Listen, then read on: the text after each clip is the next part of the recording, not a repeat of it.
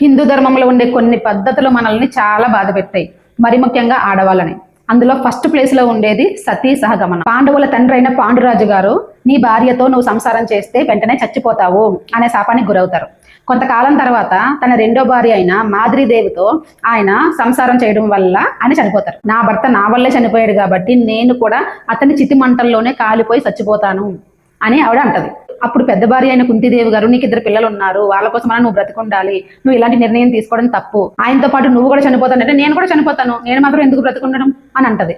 అప్పుడు మాద్రీదేవి గారు అంటారు, అక్క నీ మనసు చాలా పెద్దది, నువ్వు ఉండగా నన్ను ఆయన భార్యగా చేసుకున్నప్పుడు సొంత చెల్లిలాగా ఆదరించావు, అలాగే నా 2 కొడుకుల్ని కూడా నువ్వు సొంత కొడుకుల్లా చూసుకుంటావనే నమ్మకం నాకుంది, కాబట్టి నాకేమీ బెంగలేదు, నేను హాయిగా వెళ్ళిపోతాను, నేను బ్రతుకుంటే మాత్రం బ్రతుకున్నంత కాలం నా భర్త నా వల్లే చనిపోయాడు అనే వేదన నన్ను తినేస్తా ఉంటుంది, నన్ను అర్థం చేసుకో అని చెప్పేసి తన భర్త చితి మంటల్లో ఆమె కూడా వెళ్ళిపోయి కాలిపోతుంది. అదే సతీ సహగమనం. అంటే సతీ అంటే భార్య, సహగమనం అంటే ఆయనతో పాటు వెళ్ళిపోవడం. రంగస్థలం సినిమాలో అనసూయ ఒక మాట అంటది, భర్త చనిపోయిన భార్య అంటే ఊరు మొత్తానికి కూడా లోకువే, ఊర్లో ఉండే అందరు మగాళ్ళు కూడా దాన్ని ట్రై చేయాలని చూస్తారు అని.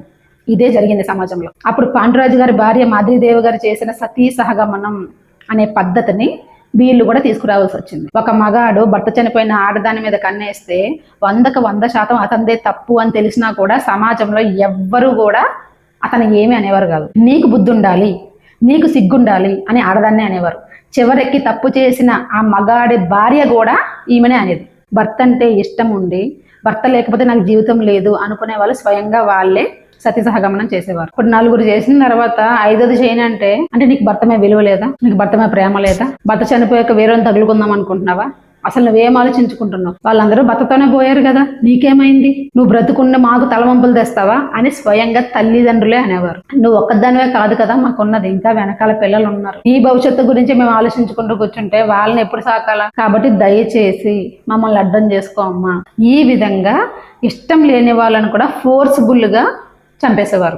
ఏ పని అయినా సరే ఇష్టంగా చేస్తే ఏ సమస్య ఉండదు, అదే ఫోర్స్ఫుల్ గా చేస్తే సమస్య అంతా అక్కడే వస్తుంది. కాలం గడిచే కొలది ఆడవాళ్ళు కూడా తన కాళ్ళ మీద తను నిలబడము నేర్చుకున్నారు, అలాగే తనను తాను రక్షించుకోవడము నేర్చుకున్నారు. సమాజం ఏదైనా ప్రశ్న వేసి దానికి ధీటుగా సమాధానం చెప్పగలిగే సత్తా పెంచుకున్నారు. నేను చచ్చిపోను, నేను ఎందుకు చచ్చిపోవాలి, ఆయన కాలం తీరింది, ఆయన చచ్చిపోయాడు, నా కుటుంబం కోసమని నేను బ్రతుకుండాలి, సరే భర్త చనిపోయాడు కాబట్టి నేను తప్పు చేస్తాను అన్నారు. భర్తలు బ్రతికుండి కూడా తప్పు చేసిన ఆడది లేదా అని క్వశ్చన్ చేయడం మొదలెట్టారు. నాకు చెప్తున్నారేంటి, ఈ ఊర్లో ఉండే మగాళ్ళకి చెప్పండి నా వైపు కన్నెత్తి చూడొద్దని, నా విషయంలో తప్పుగా ఆలోచించొద్దని, వీళ్ళందరి వల్ల నేను చచ్చిపోవాలా. ఇలాగ ఎదురు తిరగడం ఎప్పుడైతే మొదలైందో, ప్రశ్నించడం ఎప్పుడైతే మొదలైందో అప్పటి నుంచి ఆడవాళ్ళ మీద జరిగే అకృత్యాలు తగ్గడం మొదలయ్యాయి.